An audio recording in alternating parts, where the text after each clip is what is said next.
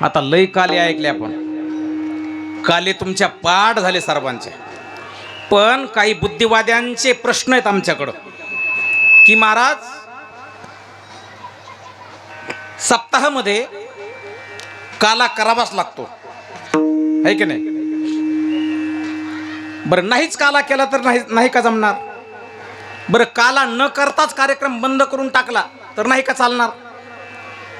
मग काला जर सप्ताहामध्ये करावाच लागतो तर या काल्याचा आणि सप्ताह कार्याचा कार्यकारण भाव संबंध काय तो आम्हाला सांगा. हा पहिला प्रश्न आहे.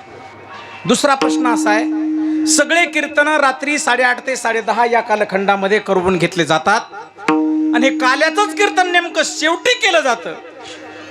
मग दुसऱ्या दिवशी तिसऱ्या दिवशी काल्याचं कीर्तन आटपून घेतलं आणि पुढे सप्ताह चालूच ठेवला तर नाही का जमणार? मग काल्याचं कीर्तन शेवटीच का करायचं? प्रश्न क्रमांक 2. प्रश्न क्रमांक 3, सगळे कीर्तन रात्री 9 ते 12, 8:30 ते 10:30 या कालखंडामध्ये जागेत राहतो तुम्ही ब्रह्मदेव महाराज. मला वाटलं झोपले का काय, 12 म्हटलं तरी सगळे ऐकत आहेत, 8:30ला झोपतात लोक. बघा काल्याचंच कीर्तन दुपारच्या समयी 10 ते 12 या वेळेमध्ये का करायचं? आणि चौथा प्रश्न, सगळ्या कीर्तनामध्ये गुरुजी आई तुळजाभवानी मातेची कथा वर्णन केली तरी चालतं, दत्तात्रय भगवान परमात्म्याचं चरित्र गायलं तरी चालतं, शिव परमात्म्याचं चरित्राचं उच्चारण केलं तरी चालतं, गणराज भगवान परमात्म्याच्या चरित्राचं उच्चारण केलं तरी चालतं. पण या काल्याच्या कीर्तनामध्ये फक्त भगवान श्रीकृष्ण परमात्म्याच्या चरित्राचं उच्चारण करायचं. मग श्रीकृष्ण परमात्म्याच्या चरित्राचा आणि या काल्याच्या कीर्तनाचा कार्यकारण भाव संबंध काय? असे 4 प्रश्न. बघा आता आपल्या गावचा हा उत्सव संपल्याच्या नंतर 2-4 महिने गावामध्ये कुठं कीर्तन झालं नाही. मग कार्यकारी मंडळी कमिटी एकत्रित आल्याच्या नंतर ते म्हटले बऱ्याच दिवस झालं गड्या आपल्या गावामध्ये कीर्तन झालं नाही, मग आपण एखाद्या कीर्तनाचं आयोजन करू. मग सगळेजण गाडीमध्ये गेले, बसले, एका प्रतिभा संपन्न महाराजांकडे गेले आणि महाराजांना म्हटले तुमच्या आवडीची जी असेल, तुमच्या सवडीची जी असेल, रविवार असू द्या, शनिवार असू द्या, अमावस्या असू द्या, पौर्णिमा असू द्या, तारीख द्या, आम्हाला आमच्या गावामध्ये कीर्तन करायचं. मग ते महाराज म्हटले तारीख देतो, ठरल्याप्रमाणे वेळेमध्ये कीर्तनाला येतो, पण कीर्तन करण्यासाठी निमित्त काय? हे म्हटले निमित्त काहीच नाही, तुम्ही तारीख द्या, आपण काल्याचं कीर्तन करू. काल्याचं कीर्तन करण्यासाठी सप्ताह करावा लागतो. काय करावा लागतो? आणि जोपर्यंत सप्ताहामध्ये काल्याचं कीर्तन होत नाही तोपर्यंत सप्ताह कार्य याला परिपूर्णत्व प्राप्त होऊ शकत नाही. यज्ञामध्ये फळ भरावंच लागतं. यज्ञामध्ये पूर्ण आहुती जोपर्यंत टाकत नाहीत आपण तोपर्यंत यज्ञ कार्य परिपूर्ण होऊ शकत नाही. मंदिराचं काम खाली किती टकाटक झालं, चकाचक झालं, फरशी झाली, सिंहासनाचं काम झालं, मूर्तीची प्राण प्रतिष्ठा झाली, पण मंदिरावरती कलश बसवायचा तसाच ठेवून दिला.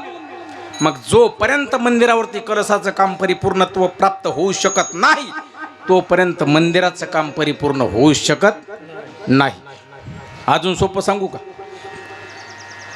गुरुजींनी विद्यार्थ्याला शाळेमध्ये प्रश्न विचारला, सांग म्हटले बाळू गोदावरी गंगेचा उगम कुठून झाला? म्हटले नाशिक जिल्ह्यामध्ये त्र्यंबकेश्वर ब्रह्मगिरी पर्वतावरून झाला. वा वा म्हटले शब्बास. ब्रह्मगिरी पर्वतावरून ती गोदावरी माता पुढे कुठे गेली? म्हटले कुशावर्त कुंडामध्ये आली. अगदी बरोबर म्हटले. कुशावर्त कुंडातून ती गंगा पुढे कुठे गेली? म्हटले रामकुंडामध्ये आली, पंचवटीला. रामकुंडातून ती गंगा कुठे गेली? दुतोंड्या मारुती डुबला होता आता 2-4 दिवसापूर्वी, तिथून पुढे कुठे गेली? मग सांगितलं कोपरगाव मार्गे पैठणला आली. पैठणवरून ती गंगा पुढे कुठे गेली? मग सांगितलं शहागड नांदेड मार्गे पंचमुखाने समुद्राला जाऊन पोहोचली. म्हटले समुद्रातून ती गंगा पुढे कुठे गेली? पोरग म्हटलं तुमच्या डोंबल्यात गेली. गंगा एकदा सागराला जाऊन मिळाली की गंगा ओघाचं गंगा ओघाला पूर्णत्व प्राप्त झालं.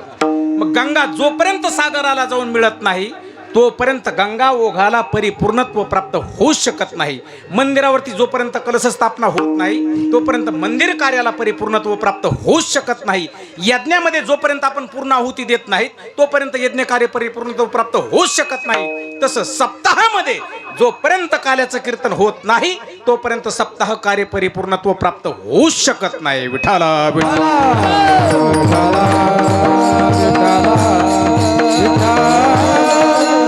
काल्याचं कीर्तन हे परिपूर्णतेचं द्योतक आहे. आता काल्याचं कीर्तन सगळ्यात शेवटी का करायचं? आता काल्याचं कीर्तन हे पूर्णतेचं द्योतक आहे. मग परिपूर्णत्वाच्या शेवटी काल्याचं कीर्तन करावं लागतं. काल्याचं कीर्तन सकाळीच का करायचं? तर बघा, यमुना माईच्या तीरावरती भगवान परमात्म्यानं गोपाळांच्या समवेत जो काला केला होता तो दुपारच्या समयी केला होता आणि त्या काल्याचं प्रतीक म्हणून आपण हा काला दुपारच्या समयी करण्याचा प्रघात आहे. लक्षात येतंय ना? बघा, आजपर्यंत तुमच्यावरती फक्त 2 जिम्मेदाऱ्या होत्या. कोणत्या? येणे, बसणे, ऐकणे, जाणे. पण आज तुमच्यावरती एक जिम्मेदारी ज्यादा आहे. येणे, बसणे, ऐकणे, खाणे आणि मग जाणे. खाणे हे क्रियापद आज ज्यादा आहे. मग खाण्यासाठी माणसाला सपाटून भूक कधी लागते? सपाटून दुपारचा समय आहे का नाही? मग त्याकरता यायचं, बसायचं, भगवान परमात्म्याचे गुणानुवाद श्रवण करायचे, सपाटून भूक लागू द्यायची, काल्याच्या महाप्रसादाचं सेवन करायचं आणि नंतर घरी जायचं. म्हणून काल्याचं कीर्तन आपण दुपारी करतोय. आता एक प्रश्न राहिला तुमचा, काल्याच्या कीर्तनात भगवान श्रीकृष्ण परमात्म्याचं चरित्राचं वर्णन का करायचं? थोडं भजन करा. विठ्ठल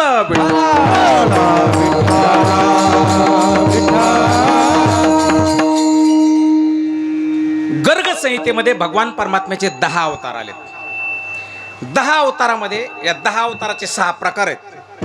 काही देवांचे अंश अवतार आहेत, काही देवांचे अंश अवतार आहेत, काही देवाचे आवेश अवतार आहेत, काही देवाचे कला अवतार आहेत. रामाचा पूर्ण अवतार आहे आणि भगवान श्रीकृष्ण परमात्म्याचा परिपूर्णतम अवतार आहे.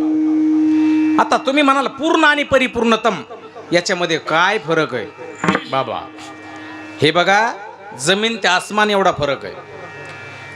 रामाच्या जीवनामध्ये सामर्थ्य होतं पण घटना बदलवण्याचं सामर्थ्य, स्वातंत्र्य नव्हतं.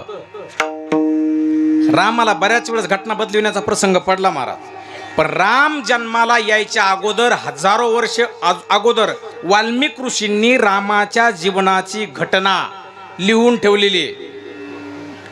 रामाला जन्माला आल्याबरोबर अशा प्रकारची प्रतिज्ञाच करावी लागली. जसं वाल्मिक ऋषींनी माझं जीवनचरित्र लिहून ठेवलंय मी तसंच वागण्याचा प्रयत्न करेल.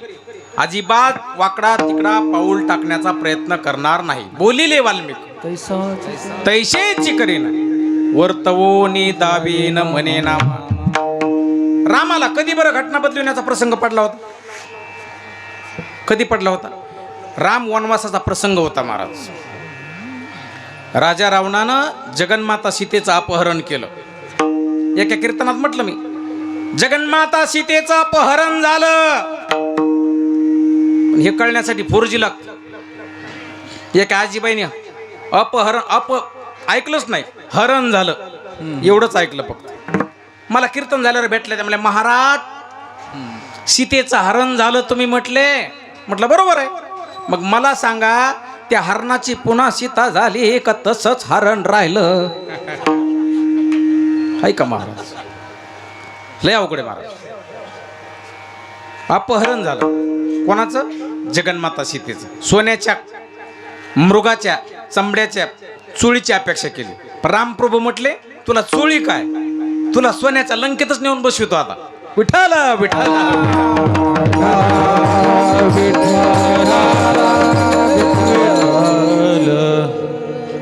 माझ्या मावल्यांनो, या सोन्यासाठी जास्त हट्ट धरून बस जाऊ नका. मला सांगा, माझ्या गळ्यातल्या माळीला किंमत आहे का तुमच्या गळ्यातल्या सोन्याला किंमत आहे? हा, माळीला किंमत आहे. मग एक काम करा, तुमच्या गळ्यातलं काढा मला द्या आणि माझी माळ तुम्ही घ्या. आत्ताच नका देऊ, कीर्तन झाल्यावर द्या. सगळ्या द्या 5-5 मणी, काही बिघडत नाही. विठ्ठल विठ्ठल विठ्ठल.